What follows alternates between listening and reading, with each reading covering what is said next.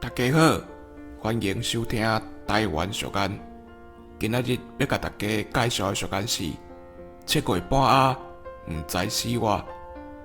民间风俗旧历7月15是中元节，伫即天会抬鸭来祭拜好兄弟仔，特别互人当作生礼鸭，毋知影危险。还阁老神在在踮遐收水佚佗。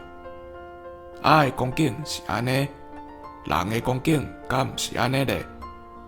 隔壁讲用过做学生的时，定定有考试，是明记早的代志。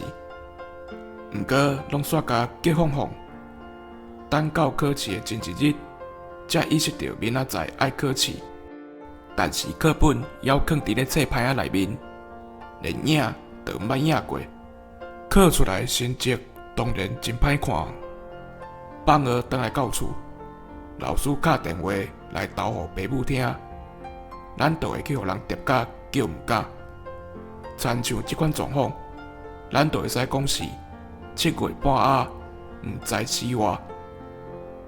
以上，感谢收听。